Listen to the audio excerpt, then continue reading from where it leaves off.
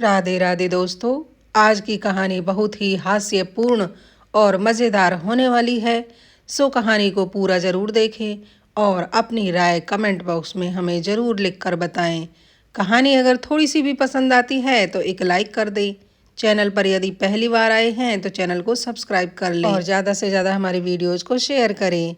सभी श्रोतागण के अन्न धन भंडार भरे रहें, सब सुखी और स्वस्थ रहें, इसी प्रार्थना के साथ आज की कहानी शुरू करते हैं। बहुत समय पहले की बात है। भरतपुर नामक गांव में एक हरि सिंह नाम का जाट रहता था। पुरखों की जमीन पर खेती बाड़ी करके उसकी गुजर बसर होती थी। गांव के लोगों की नजरों में तो जाट बहुत संपन्न आदमी था, पर अंदर की हालत तो वो दोनों पति पत्नी ही जानते थे। पैसे की कमी हमेशा घर में खलती ही रहती थी, पर वह बाहर लोगों को यही दिखाता कि उसके घर में कोई कमी नहीं है। हरि सिंह यूं तो बहुत भोला भाला था, पर उसकी बुद्धि बड़ी प्रखर थी। गांव में यदि कोई छोटा मोटा झगड़ा हो जाता तो पंचायत बुलाई जाती थी। पंचायत में हरि सिंह ऐसे तर्क देता कि सामने वाला चुप हो जाता। उसकी बुद्धि की चर्चा आसपास के गांवों में भी होने लगी। यह बात चलते चलते राजा के कानों में भी पड़ी कि हरि सिंह अपने गांव के कोई भी फैसले राज दरबार तक नहीं आने देता, वहीं पर निपटारा कर देता है। राजा ने जब यह सुना तो उसने सोचा, क्यों न इस हरि सिंह नाम के जाट की परीक्षा ली जाए, हम भी तो देखें कि वह कितना चतुर और बुद्धिमान है।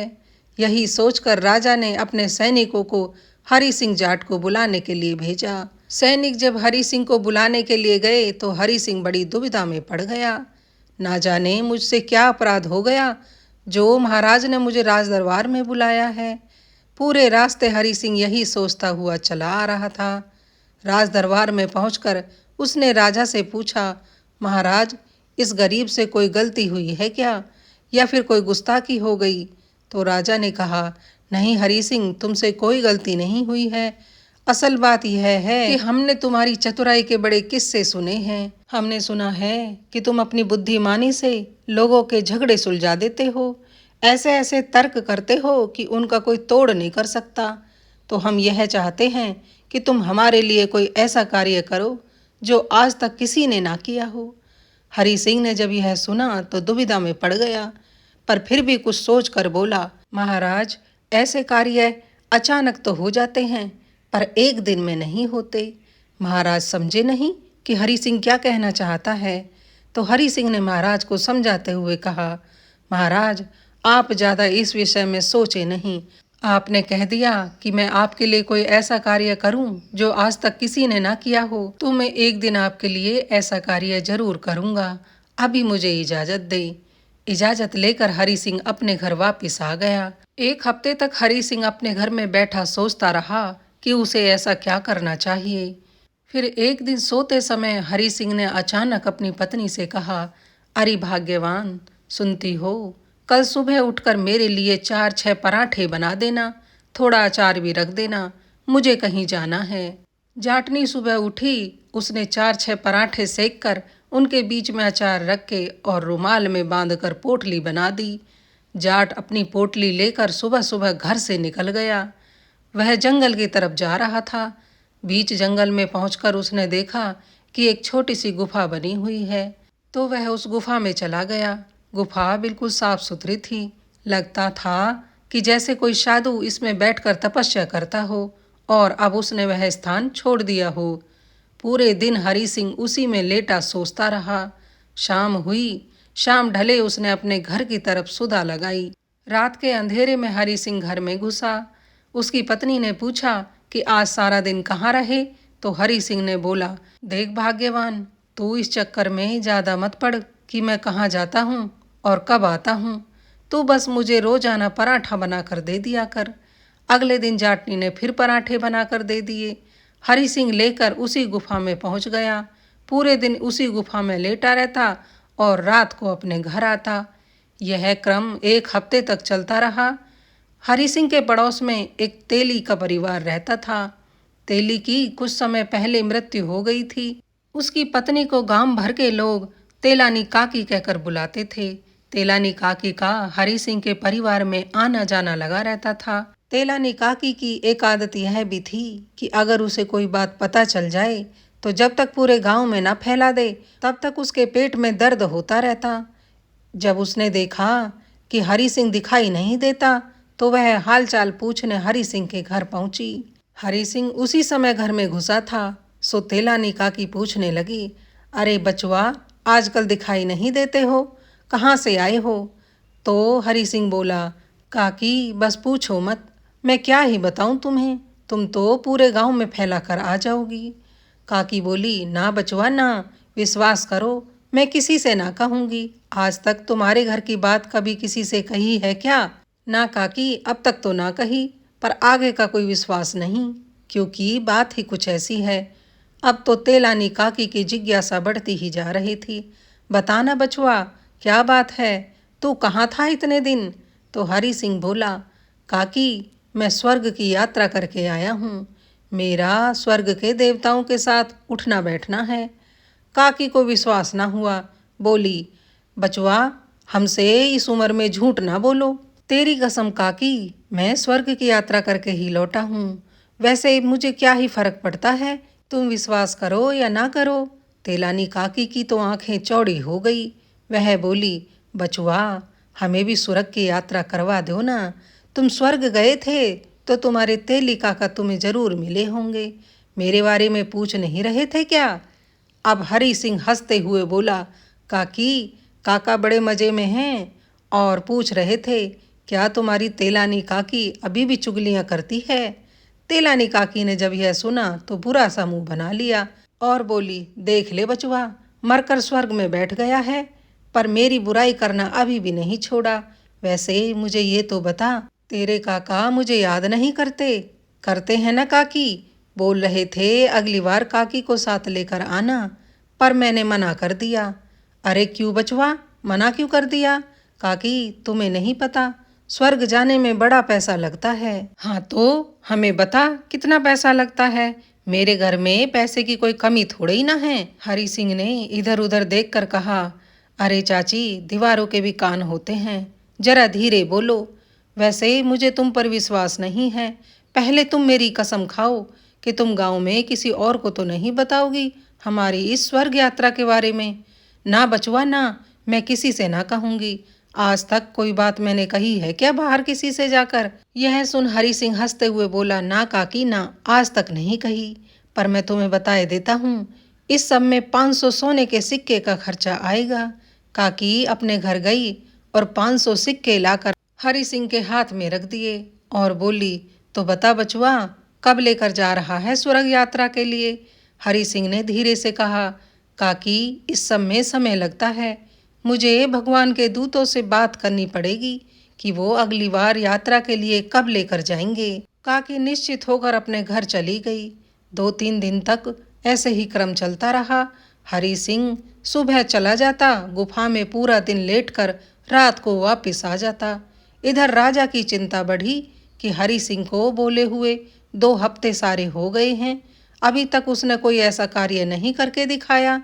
सो उसने सिपाहियों को हरि सिंह को बुलाने के लिए भेजा। सिपाही हरि सिंह को बुलाने के लिए जब हरि सिंह के घर के पास पहुंचे तो तेलानी काकी मिल गई। उन्होंने तेलानी काकी से पूछा, काकी हरि सिंह घर में है क्या? ना हुजूर, आजकल वह घर में कहाँ रहता है। तो सैनिक ने पूछा, तो कहाँ रहता है? काकी चुप रहने की बहुत कोशिश कर रही थी, पर उसके पेट का दर्द चुप कहाँ रहने देता है काकी को। सो उसने बता ही दिया कि हरि सिंह तो आजकल स्वर्ग की यात्रा कर रहा है, अभी 2 दिन पहले ही तो लौटा था यात्रा से और अब मुझे लेकर जाएगा, सो उसी तैयारी में लगा हुआ है। सैनिक ने जब यह सुना तो उसने आकर अपने साथी को बताया। अब तो दोनों के मन में चलने लग गया कि हमें भी स्वर्ग जाना है। दोनों जाकर तेलानी काकी से मिले, काकी किसी तरह हमें भी स्वर्ग ले चलो ना, हरि सिंह से कहो कि वो हमें भी अपने साथ लेकर चले। तेलानी काकी बेचारी मजबूर हो गई। हरि सिंह जब अपने घर में रात को आया तो तेलानी काकी सिपाहियों के साथ पहले से ही घर में बैठी हुई थी। हरि सिंह को देखते ही खीसे निपोरती हुई बोली, हरि सिंह बचवा, हमने गलती से इन सैनिकों को बता दिया कि हम स्वर्ग की यात्रा करने जा रहे हैं, तो यह भी हमारे साथ जाना चाहते हैं।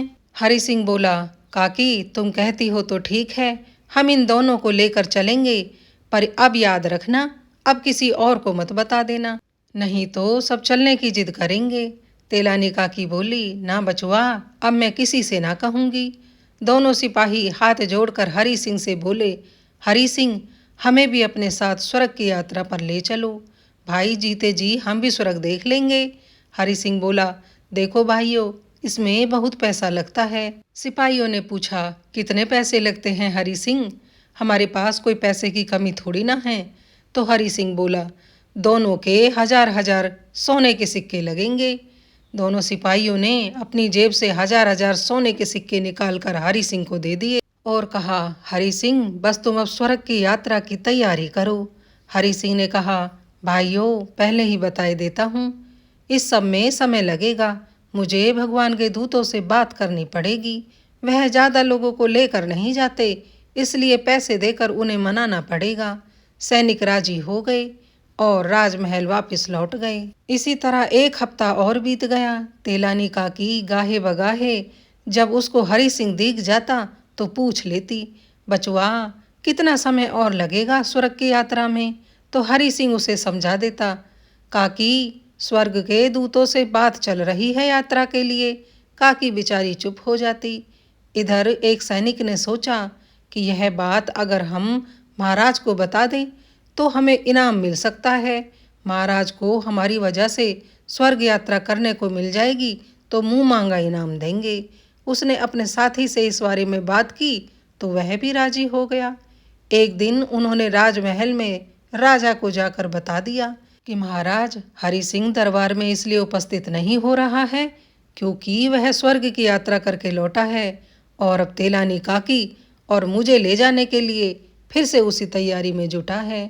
राजा ने जब यह सुना तो एक बार को उसके मन में आया कि जीते जी भला कोई कैसे स्वर्ग जा सकता है, पर सैनिकों ने उसे यकीन दिला दिया था। अब तो राजा के मन में भी यह इच्छा प्रबल होने लगी कि जीते जी एक बार हमें भी स्वर्ग घूमना है। हम तो इस देश के राजा हैं, भला हरि सिंह हमारे लिए मना कैसे कर सकता है। उसने सिपाहियों से कहा कि हमें आज रात ही हरि सिंह से मिलना है। सिपाही राजा को लेकर हरि सिंह के घर पहुंचे तो हरि सिंह की पत्नी बोली, महाराज, मेरे पति तो इस समय घर में नहीं हैं, वो देर रात को ही घर आएंगे। वो किसी यात्रा की तैयारी कर रहे हैं, ज़्यादा तो मुझे कुछ नहीं पता। राजा ने कहा, कोई बात नहीं, हम यहीं बैठकर उसकी प्रतीक्षा करेंगे। थोड़ी देर बाद ही हरि सिंह घर में पहुंचा तो राजा को वहां देखकर उसे तनिक भी आश्चर्य नहीं हुआ। आखिरकार वह जानता था कि यह सिपाही राजा को जरूर बताएंगे और यही तो वह चाहता था। राजा को प्रणाम करके हरि सिंह ने राज दरबार में उपस्थित ना होने की माफ़ी मांगी और उनका वहां आने का पर्याय पूछा। तो राजा बोला, हरि सिंह, हमने सुना है कि तुम स्वर्ग की यात्रा से लौटे हो और तेलानी काकी और मेरे 2 सिपाहियों को लेकर फिर से जा रहे हो, तो हम चाहते हैं कि हम भी स्वर्ग जाएं। हरि सिंह बोला, महाराज, भगवान के दूत नाराज हो जाएंगे और मुझ पर चिल्लाएंगे कि अब तुम इतने सारे लोगों को भी स्वर्ग लेकर जाओगे। पर महाराज, सवाल आपका है तो मैं मना कैसे कर सकता हूँ। मुझे भगवान के दूतों को मनाना पड़ेगा, पर इसमें खर्चा बड़ा आएगा। राजा बोले, कितना खर्चा आएगा बताओ। महाराज, कम से कम 10,000 सोने के सिक्के लगेंगे। राजा ने तुरंत अपनी जेब से 10,000 सोने के सिक्के निकालकर हरि सिंह को दे दिए और कहा, अब तुम जल्द से जल्द स्वर्ग की यात्रा की तैयारी करो, हमें जल्दी ही स्वर्ग में जाना है। बात पक्की करके राजा अपने राज दरबार लौट गए। इधर हरि सिंह अगले दिन फिर गुफा में जा पहुंचा और पूरे दिन गुफा में बैठा सोचता रहा कि अब आगे उसे क्या करना चाहिए। उसने अपने मन में आगे की योजना बना ली तो रात को अपने घर लौट आया। इसी तरह कुछ समय बीत गया। महाराज समय समय पर अपने सैनिकों को भेजकर पता लगाते रहते थे कि आखिर स्वर्ग की यात्रा के लिए कब निकलना है। हरि सिंह कोई न कोई बहाना बनाकर उन्हें टिरका देता। अब हरि सिंह के पास पैसे भी खूब आ गए थे। राजा और सिपाहियों ने उसे यात्रा के लिए जो दिए थे, सो एक दिन हरि सिंह रात को बाजार जा पहुंचा। वहां से उसने एक हट्टा कट्टा तगड़ा भैंसा खरीदा और एक मोटी सी रस्सी भी खरीदी। दोनों सामान लेकर हरि सिंह अपने घर पहुंचा। घर के पिछवाड़े उसने भैंसे को एक पेड़ से बांध दिया और मोटी सी रस्सी अपने घर में छुपा दी। अगले दिन उसने सिपाहियों से कहा कि रात को महाराज को लेकर आ जाना, यात्रा के लिए निकलना है। मैंने दूतों को मना लिया है। वो पहले तो मुझ पर बहुत नाराज हुए, पर मैंने जब उनसे प्रार्थना की तो वो मेरी बात मान गए और उन्होंने कहा है कि रात को ही निकलना है। तेलानी काकी को भी खबर भिजवा दी। जैसे ही रात हुई, तेलानी काकी, दोनों सिपाही और महाराज सारे हरि सिंह के घर इकट्ठा हो गए। हरि सिंह उन्हें घर से थोड़ी दूर जंगल की तरफ ले गया और अच्छे से समझाते हुए बोला, देखो, सबको मैं एक बात समझाना चाहता हूँ। स्वर्ग का रास्ता बड़ा ही डरावना है। तुम सब लोग डर ना जाओ, इसलिए मैं तुम सब की आंखों पर पट्टी बांध दूंगा। और स्वर्ग का रास्ता बहुत ही कठिनाई भरा टेढ़ा मेढ़ा है, इसलिए रस्सी को जरा कसकर पकड़ना। सभी सहमत हो गए। सबने अपनी आंखों पर पट्टी बांध ली। हरि सिंह भैंसे को खोलकर जंगल में ले आया और भैंसे के गले में मोटी सी रस्सी बांधकर सब लोगों को पकड़ाते हुए बोला, इस रस्सी को कसकर पकड़ना और मैं जरा देख कर आता हूँ कि भगवान के दूतों का रथ अभी आया कि नहीं। थोड़ी देर बाद धीरे धीरे नगाड़े की आवाज़ आनी शुरू हुई। सब लोगों ने सोचा कि भगवान जी का रथ आ रहा है, इसलिए नगाड़ों की आवाज़ हो रही है। और नगाड़ा हरि सिंह बजा रहा था, जो उसने पहले से ही जंगल में छुपा कर रखा था। थोड़ी देर बाद हरि सिंह उन सब के पास आकर बोला, देखो, भगवान के दूत आ गए हैं। क्या तुम सब लोग स्वर्ग की यात्रा के लिए तैयार हो? सभी ने एक स्वर में कहा, हाँ, हम सब तैयार हैं। तो सबसे पहले रस्सी राजा ने पकड़ी, उसके बाद दो सिपाहियों ने और सबसे बाद में तेलानी काकी ने। सभी बड़े प्रसन्न थे कि उन्हें जीते जी स्वर्ग की यात्रा करने को मिलेगी। इतने में हरि सिंह बोला, मैंने इस रस्सी को भगवान के दूतों के रथ में बांध दिया है। अब यह चलने के लिए तैयार है। सभी लोग कसकर रस्सी पकड़ना और ध्यान रहे रस्सी हाथ से छूट ना पाए। अगर रस्सी हाथ से छूट गई तो वह यहीं पर रह जाएगा, स्वर्ग नहीं जा पाएगा। अब सब लोगों ने कसकर रस्सी पकड़ ली। हरि सिंह ने मौका देखते ही भैंसे में एक डंडा जमा दिया। डंडा लगते ही भैंसा दौड़ने लगा।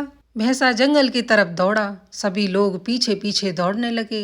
अब उनके दिमाग में तो स्वर्ग की यात्रा चल रही थी, सो उन्हें ऐसे लग रहा था कि जैसे हम उड़ रहे हैं। कभी पेड़ों से टकराते, कभी पहाड़ों से टकराते, चोटें भी आई, पर सब बड़े खुश थे, क्योंकि उन्हें पता था कि आसमान का रास्ता कोई इतना सरल तो होगा नहीं। जहाँ पर भी भैंसा रुकता, हरि सिंह उसमें फिर से डंडा जमा देता और भैंसे के साथ ही दौड़ते दौड़ते उसने राजा से पूछा, महाराज, क्या स्वर्ग की यात्रा में आपको आनंद आ रहा है? तो राजा बोला, आनंद नहीं, परमानंद आ रहा है।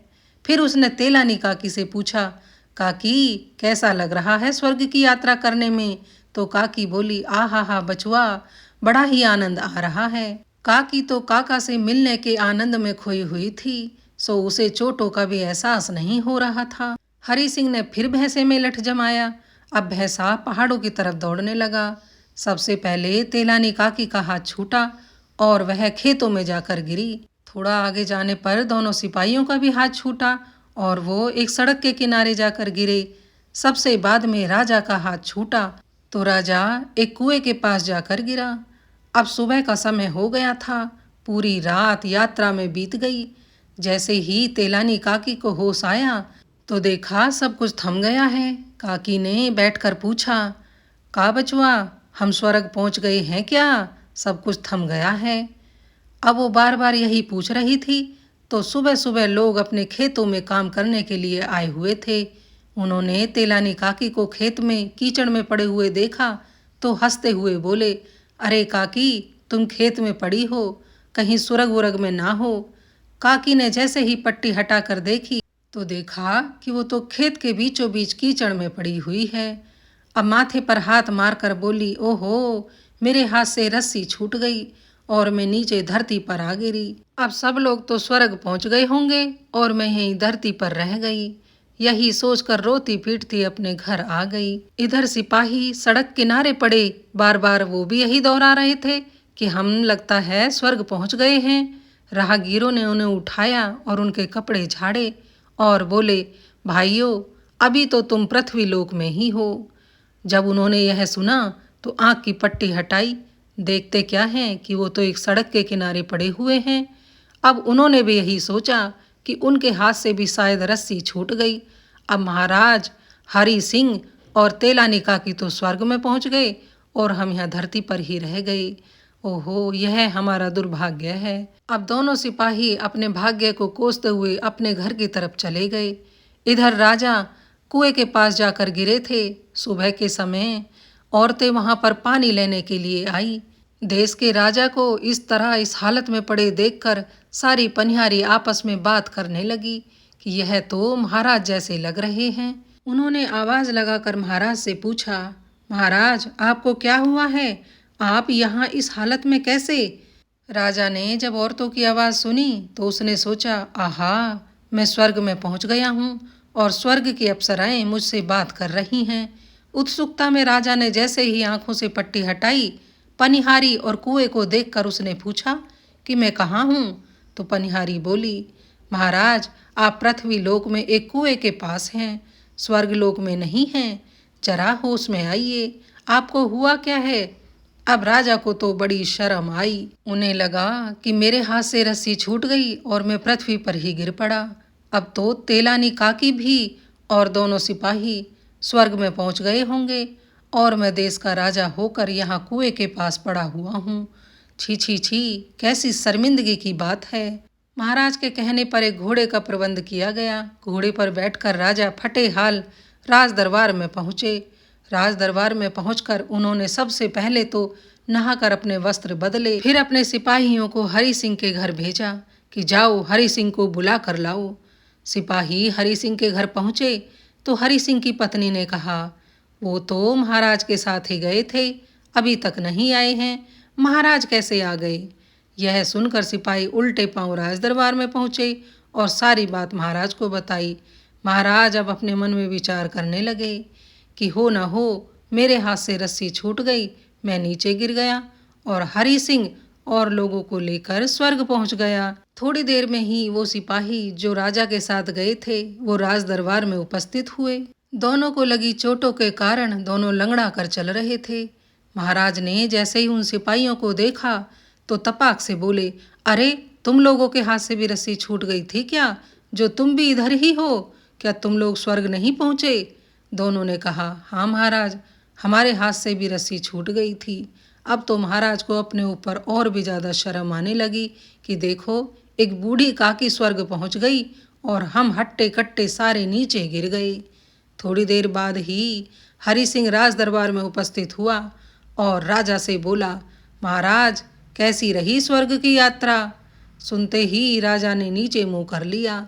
हरि सिंह ने हंसते हुए कहा, महाराज, असल में तुम लोगों ने कोई स्वर्ग की यात्रा नहीं की थी। और इतना कहकर हरि सिंह ने सारी सच्चाई राज दरबार में बता दी। यह सुनकर राजा आग बबूला हो गया और कड़क कर बोला, हरि सिंह, तुमने हमारे साथ अच्छा नहीं किया है, यह मजाक तुम्हें महंगा पड़ेगा। अब हरि सिंह ने हाथ जोड़ते हुए कहा, गुस्ताखी माफ हो महाराज, पर आपने ही तो कहा था कि कोई ऐसा कार्य करके दिखाओ जो आज तक किसी ने ना किया हो। तो बताओ महाराज, इस तरह की स्वर्ग यात्रा क्या आपको किसी ने कराई है?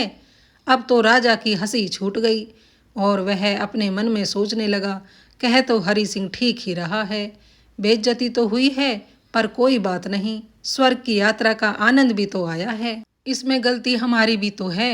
क्या कभी जीते जी कोई स्वर्ग गया है? यह बात तो हमें ही समझनी चाहिए थी, पर अकल पर पत्थर तो हमारी ही पड़े थे, इसमें इसका क्या दोष है? महाराज हरि सिंह से बड़े प्रभावित हुए और उन्होंने ढेरों पुरस्कार देकर हरि सिंह को राज दरबार से विदा किया। इधर जब तेलानी काकी को भी सच्चाई का पता चला तो वह शर्म से पानी पानी हो गई, पर वह यह सोचकर हंस दी कि इस यात्रा में मैं अकेली थोड़ी ना थी, राजा के 2 सिपाही और देश के राजा भी मेरे साथ थे। सो दोस्तों, कहानी यहीं पर समाप्त होती है। आज की हमारी कहानी आपको कैसी लगी? कृपया कमेंट करके हमें ज़रूर बताएं। इस कहानी से हमें यह शिक्षा मिलती है कि हमें बिना विचारे कोई कार्य नहीं करना चाहिए। तो दोस्तों, कहानी अगर थोड़ी सी भी अच्छी लगी हो तो एक लाइक कर दें। यदि चैनल पर पहली बार आए हैं तो चैनल को सब्सक्राइब कर लें। अपना प्यार और अपना साथ हमारे साथ ऐसे ही बनाए रखिए। तो दोस्तों फिर मिलते हैं ऐसी ही एक मज़ेदार कहानी के साथ। राधे राधे।